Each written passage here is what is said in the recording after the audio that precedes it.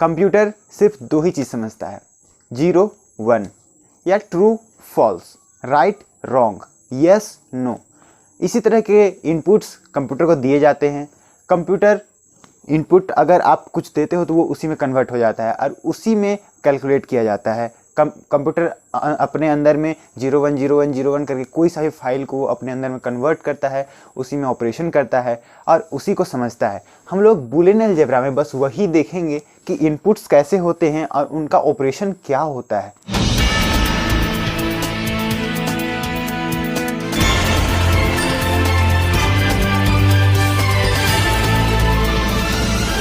Hello YouTube learners, my name is Kushal Sahu. Today we will discuss about Boolean algebra. ये Boolean algebra जब आप सारा programming ख़त्म कर देते हो, प्रोग्रामिंग का कॉन्सेप्ट कंप्लीट कर देते हो, कोडिंग्स कंप्लीट कर देते हो, तो आपको बूलियन अलजेब्रा पढ़ना पड़ता है। बूलियन अलजेब्रा में क्या होता है कि आपको कंप्यूटर को कुछ इनपुट्स देना होता है। कंप्यूटर वो इनपुट्स को समझता कैसे है, फिर उस इनपुट्स के साथ में वो ऑपरेशन कैसे करता है। तो इनपुट्स क्या क्या हो सकते हैं? इनपुट दो तरीके के हो सकते हैं, 0 या 1। जैसे मैंने यहाँ पर ये बूलियन अलजेब्रा जो लिखा हुआ है, ये ऐसे ही नहीं लिखा हुआ है, ये मैंने आपको थोड़ा सा समझाने के लिए लिखा हुआ है कि ये 0 और 1, 0 और 1 के साथ में ये वर्क करता है। इसीलिए इसे हम लोग बूलियन अलजेब्रा कहते हैं। बूलियन में बाइनरी डिजिट के साथ में वर्क होता है। बाइनरी जो है 0 और 1, 0 for false and 1 for true. या फिर आप बोल सकते हो इसको रॉन्ग और इसको बोल सकते हो राइट, या फिर आप इसे बोल सकते हो नो और इसे बोल सकते हो यस। बस यही दो चीज़ समझता है। इसमें हम लोग क्या पढ़ेंगे? इसमें हम लोग पढ़ेंगे कुछ लॉजिक ऑपरेशंस। जो इनपुट होता है उसके साथ में ऑपरेशंस क्या किया जाता है। इसे मैं इरेज करता हूँ, यहाँ पर थोड़ा सा आपको समझाने की कोशिश करता हूँ। जैसे आपने कंप्यूटर स्क्रीन पर कुछ इनपुट किया बाय यूजिंग कीबोर्ड, आपने कीबोर्ड से इंटर किया। जब आप इंटर करते हो तो इसमें जो आप इंटर करते हो वो यहाँ जाता है और वो कन्वर्ट हो जाता है 0 1 1 1 ऐसे करके 0 0 0 ऐसे करके वो बाइनरी डिजिट में कन्वर्ट हो जाता है। बाइनरी मतलब 0 और 1 में कन्वर्ट हो जाता है। वो कन्वर्जन भी मैं आपको बताऊंगा। आप वो कन्वर्जन कैसे करते हो वो भी मैं आपको बताऊंगा। जैसे कि अगर आप 16 डालते हो तो वो कितने 0 और 1 में कन्वर्ट होता है वो भी मैं आपको बताऊंगा। तो लेकिन इस वीडियो में नहीं, नेक्स्ट वीडियो में बताऊंगा, क्योंकि ये वीडियो बस आपको इन्फॉर्मेशन दे रहा है थोड़ा सा बूलियन अलजेब्रा के बारे में। बूलियन अलजेब्रा बस यही चीज़ों के ऊपर में वर्क करता है, यस और नो में। आप इसमें पढ़ोगे कि लॉजिक ऑपरेशंस कैसे किए जाते हैं। लॉजिक ऑपरेशंस कितने तरीके के होते हैं? तो 3 तरीके के लॉजिक ऑपरेशंस होते हैं, एंड, और, नॉट, जो कन्वर्ट करते हैं इनपुट्स को। 0 और 1 जो इनपुट होता है, या तो 0 या 1 जो इनपुट होता है, इन दोनों को वो कन्वर्ट कर सकते हैं। ये जो ऑपरेशंस होते हैं, ये लॉजिक ऑपरेशंस कन्वर्ट करते हैं बाय यूजिंग लॉजिक गेट्स। अब आप नया यहाँ पर वर्ड सुन रहे हो, लॉजिक गेट्स। लॉजिक गेट्स क्या होते हैं? जैसे आप कंप्यूटर को अगर कभी खोलोगे तो उसमें आपको एक ट्रांजिस्टर टाइप का कुछ, मतलब कुछ इस तरीके का आपको टोपी टाइप का कुछ दिखेगा। तो वैसे को हम लोग कहते हैं ट्रांजिस्टर। कुछ आप डायोड टाइप का देखोगे ऐसे, ये डायोड्स होते हैं। तो इसी का यूज करके, इन्हीं का यूज करके रिवर्स बायस या फॉरवर्ड बायस, इस तरीके का यूज करके, आप अभी फिजिक्स का भी कुछ टर्म सुन रहे हो, तो ऐसे यूज करके हम लोग यहाँ पर गेट्स बनाते हैं, लॉजिक गेट्स। हम लोग लॉजिक गेट्स एंड, और नॉट, इस तरीके का गेट्स बनाते हैं। या फिर हम लोग दो गेट को मिला करके हम लोग एंड और को मिला करके नोर भी और नोट को मिला करके नोर बनाते हैं। नॉट और एंड को मिला करके नैंड बनाते हैं। कुछ इस तरीके के गेट्स भी आप पढ़ोगे। एंड गेट, और गेट, नॉट गेट भी आप पढ़ोगे, नोर गेट, नैंड गेट भी पढ़ोगे। अब इन सभी ऑपरेशंस कैसे होते हैं उसे समझने के लिए मैं आपको ट्रूथ टेबल के बारे में बताऊंगा। ट्रूथ टेबल कुछ इस तरीके के आपको टेबल्स बनाने होते हैं। जिस टेबल में आपको लिखना क्या होता है, जो आप इनपुट डालते हो, जैसे कि आप जैसे ये एंड का ऑपरेशन है, जस्ट फॉर टाइमिंग आप थोड़ा सा सही समझिए, ये एंड का है, इसमें हमने एक इनपुट दिया 0 और एक 1 दिया, और इसमें क्या आउटपुट आएगा उसे हम लोग शो करने के लिए यहाँ पर इसे एक तरीके को x, एक तरीके को y, और इसको हम लोग x डॉट वाई ऐसे इसको समझते हैं। और ऐसे समझने के बाद में हम लोग इसमें x लिखते हैं, इसमें y लिखते हैं, और इसमें x डॉट वाई लिखते हैं, और इसमें जो ऑपरेशन होंगे लास्ट में जो आंसर आएगा वो क्या आएगा उसे हम लोग इसमें से समझने का कोशिश करते हैं।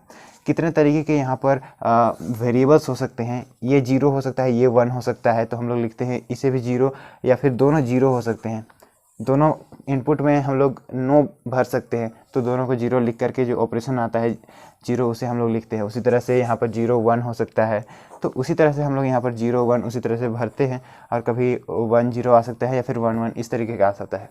तो हम लोग इस तरीके के भरने के बाद में ये जो बनता है हमारा ट्रूथ टेबल, उसे हम लोग लास्ट में कंप्लीट करते हैं कुछ इस तरीके से।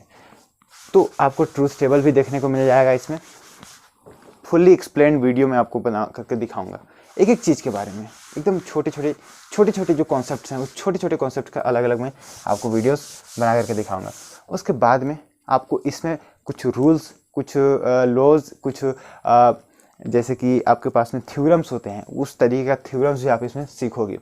थ्योरम्स हम लोग इसीलिए यूज करते हैं ताकि जैसे अगर आपके पास में कुछ जैसे ट्रूथ टेबल के अंदर में आप एंड ऑपरेशन कर रहे हो, जैसे मैंने आपको कहा कि a डॉट बी आप कर रहे हो, और बाद में अगर आपको ज़रूरत पड़ गया कि a डॉट बी प्लस सी करना, तो इतने सारे करने के लिए आपको ट्रूथ टेबल का ज़रूरत पड़ जाता है। कभी अगर आप उसका लॉजिक गेट्स बनाते हो तो लॉजिक गेट्स बनाने में आपको ज़रूरत पड़ जाता है, तो उतने सारे चीज़ों में थोड़ा सा लंबा चला जाता है, उसे कैलकुलेट करने में थोड़ा सा लंबा चला जाता है। इसीलिए हम लोग पढ़ते हैं कुछ रूल्स, कुछ लॉज, क्लोजर लॉ, इस तरह से आप पढ़ोगे। डी मॉर्गन्स थ्योरम आप यहाँ पर पढ़ोगे। ये डी मॉर्गन्स थ्योरम जो है ना, मैथ का टॉपिक है, मैथ का, इसमें आपको लॉज भी पढ़ना पड़ेगा। ये डी मॉर्गन्स मैं आपको थोड़ा सा बता देता हूँ क्या करता है। एक्स डॉट वाई का दोनों का डैश करते हैं, मतलब अगर एंड ऑपरेशन के ऊपर में डैश करते हैं तो वो क्या कन्वर्ट होता है वो ये बताता है, ठीक है। अब आगे हम लोग इसके बाद में पढ़ेंगे मीन टर्म, मैक्स टर्म के बारे में।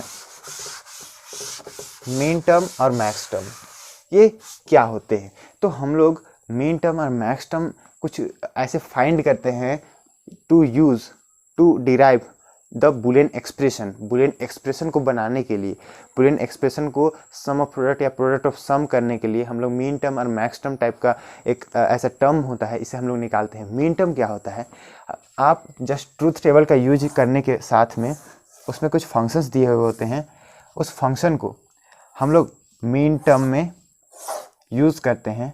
जैसे हमारे पास एक फंक्शन है f that is x y, और वो फंक्शन हमारे पास दिया हुआ है 0 1 1 0 0 1, इस तरह के कुछ फंक्शंस दिए हुए हैं, आपको समझ में आएगा धीरे धीरे, ठीक।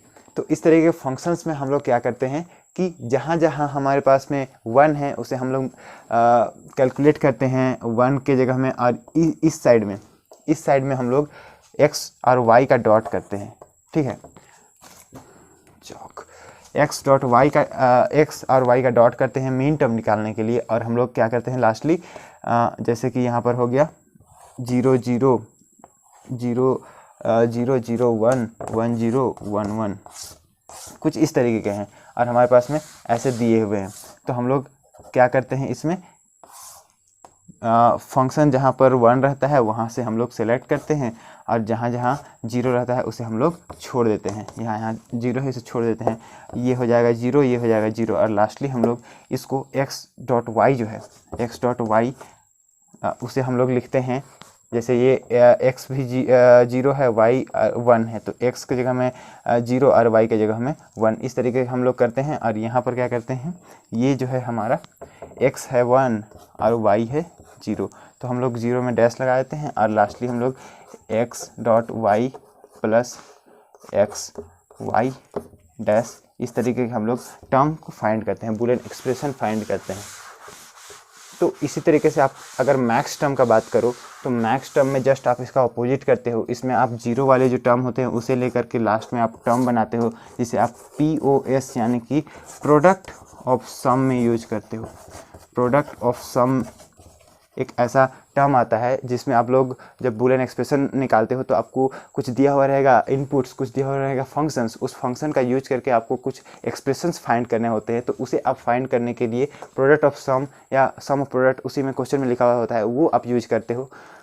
क्वेश्चन अलग बात है, यहाँ पर क्या हो रहा है, प्रोडक्ट ऑफ सम का क्या मतलब हुआ। प्रोडक्ट ऑफ सम है U प्लस V और V प्लस W, कुछ इस तरीके का है, या फिर W डैश। इन दोनों का हम लोग अगर प्रोडक्ट करेंगे यानी कि मल्टीप्लाई करेंगे यानी कि डॉट बीच में लगाएंगे तो हम लोग इसे कह सकते हैं प्रोडक्ट ऑफ सम, दो सम का प्रोडक्ट, इसे हम लोग प्रोडक्ट ऑफ सम कहते हैं। उसी तरह से SOP भी आपको मिलेगा, सम ऑफ प्रोडक्ट। इसमें हम लोग क्या करेंगे, U डॉट भी अगर रहेगा, U डॉट भी अगर आपके पास है और उसके साथ में अगर आपके पास में V डैश और X है डॉट में, तो हम लोग सम कर रहे हैं प्रोडक्ट का, तो इसे हम लोग सम ऑफ प्रोडक्ट कहते हैं। अब ये जो टर्म आया, mean term, max term, truth table, उसके बाद में सम ऑफ प्रोडक्ट, प्रोडक्ट ऑफ सम, ये सब करने के बाद में आपको समझ में आएगा कि कार्नोफ मैप क्या होता है। की मैप आप इसे शॉर्ट में कहते हो, की मैप। ये की मैप क्या करता है कि सभी जितने सारे फंक्शंस हैं, min term, max term, sum of product, product of sum, truth table, जो भी लॉजिक गेट्स, लॉजिक ऑपरेशंस हैं, उस सभी का इंटीग्रेशन है, ये सभी को मिला करके ये बना हुआ है। के मैप आपको कैलकुलेट करने के लिए देता है बाय क्रिएटिंग अ मैप। एक मैप आपको क्रिएट करना होता है, जो मैप जो बनेगा उसका आप साइज डिक्लेयर करते हो 2 to the power n, 2 का पावर n, मतलब कि आपके पास में जितने सारे वेरिएबल्स, जितने सारे इनपुट्स दिए हुए हैं, उन इनपुट्स को, कितने इनपुट्स हैं उसे आप यहाँ पर डालो। जैसे अगर आपके पास में 4 इनपुट्स हैं तो 4 डालोगे और ये जो बॉक्स बनेगा ये 2 to the power 4 = 16 बॉक्सेस बनेंगे। मतलब आपको कुछ इस तरीके से 16 बॉक्सेस फॉर्म करने होते हैं और जिसके अंदर में आपको अलग अलग बॉक्सेस के अलग अलग नंबरिंग करने होते हैं। नंबरिंग करने के बाद में जो क्वेश्चन में दिया हुआ रहेगा फंक्शन 1 2 3 9 15, कुछ इस तरीके से अगर आपको फंक्शन दिया हुआ है तो उन फंक्शंस में आप अगर SOP निकालना है, सम ऑफ प्रोडक्ट निकालना है, मतलब कि समेशन निकालना है, तो आपको वहाँ 1 लिखना पड़ता है और उस 1 को आपको एक सेल के अंदर में उसे कवर करना पड़ता है और उसी सेल का यूज़ करके आप यहाँ पर इसका निकाल पाते हो आंसर। तो ये जो है इसमें 1 2 3 4 5 6 ऐसे तो नहीं भर सकते हैं, इसमें इसका एड्रेस लिखने का भी थोड़ा सा रूल है। क्या रूल है मैं आपको थोड़ा सा छोटा सा जानकारी दे देता हूँ। जैसे यहाँ पर 0 लिखोगे फर्स्ट में, फिर 1, उसके बाद में 2 यहाँ पर आप लिखोगे, फिर 3 यहाँ लिखोगे, 4 5 6 7, उसके बाद में 8 9 10 11 12 13 14 15, कुछ इस तरीके से आपको लिखना होता है। जैसे 1 2 3 है ना, तो 1 2 और 3 में 1 लिखोगे और 9 और 15 में आपको 1 लिखना होता है, 9 और 15 में। उसके बाद में ऐसा नहीं होगा क्योंकि इसमें कुछ सेल्स बनेंगे, सेल्स क्रिएट करना पड़ता है आपको। जैसे ये 1 और 1 हो गया, ये एक सेल बन जाता है और यहाँ पर आपको लिखने पड़ते हैं। जैसे यहाँ पर आपके पास में 4 वेरिएबल्स हैं, ए बी सी डी। अगर आपके पास में 4 वेरिएबल्स हैं और सम करना है तो आप यहाँ पर नीचे से ए बी और सी डी लिखते हो और उसके बाद में उसे यहाँ पर आप C D dash double dash C D और सी डी डैश, कुछ इस तरीके से आप यहाँ पर लिखते हो और यहाँ पर क्या करते हो, लास्ट में कैलकुलेट करते हो।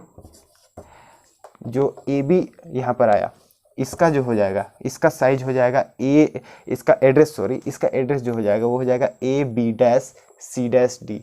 तो उसी से आप कैलकुलेट करते हो सेल बना करके कि कौन सा सेल में कितना वेरिएबल्स वेरी कर रहा है और कौन सा वेरिएबल जो है वो इक्वल है। तो जो वेरिएबल इक्वल होते हैं उसे हम यहाँ पर लिखते हैं फॉर समेशन। अगर आप यहाँ पर इसे देखो कि अगर आपको मिल रहा है यहाँ, ओह माय गुडनेस, चलिए यहाँ पर अगर पाई मिलता है आपको, तो आपको जस्ट ये सम ऑफ प्रोडक्ट के जगह हमें प्रोडक्ट ऑफ सम करना पड़ जाता है।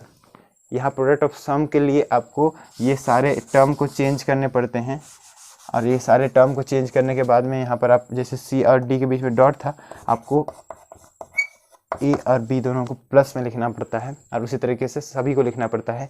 और जहाँ जहाँ 1 2 3 आया हुआ है वहाँ 1 नहीं लिख करके वहाँ हम लोग 0 लिखते हैं, और उसमें हम लोग सेल क्रिएट करते हैं। और वो सेल का साइज़ जो होता है वो भी 2 टू द पावर n में डिपेंड करता है, यानी कि वो 2 हो सकता है, 4 हो सकता है, या फिर 8 हो सकता है, या 16 हो सकता है। इससे छोटा या इससे बड़ा या इसके अलावा कोई सेल क्रिएट नहीं हो सकता है। तो इस तरीके के वो जो कॉन्सेप्ट्स हैं, इन तरीके के कॉन्सेप्ट्स को हम लोग पढ़ेंगे कार्नोफ मैप में। अब देखिए बूलियन जो अलजेब्रा है, बूलियन अलजेब्रा, ये पूरा इन सभी टर्म से घिरा हुआ है। ऐसे आपको क्वेश्चंस कभी मिलेंगे तो नॉर्मली कार्नोफ मैप से मिलते हैं। अगर आपको कुछ क्वेश्चंस मिलेंगे तो जस्ट आपको लॉजिक गेट्स का ऑपरेशन करने के लिए मिलेंगे, या फिर कुछ एक्सप्रेशन दिए हुए रहेंगे उसे लॉजिक गेट्स में कन्वर्ट करने के लिए मिलेंगे। इसी तरीके के आपको इसमें क्वेश्चंस मिलेंगे। ठीक है, तो ये जो बूलियन अलजेब्रा है ये सभी इसी तरह का कंटेंट से भरा हुआ है। मैं आपको अलग अलग वीडियोस बना करके दिखाऊंगा अलग अलग टॉपिक्स के लिए, डिटेल्ड वीडियो रहेगा, then you will understand what is happening here. So thank you for watching this video. मिलते हैं नेक्स्ट वीडियो में।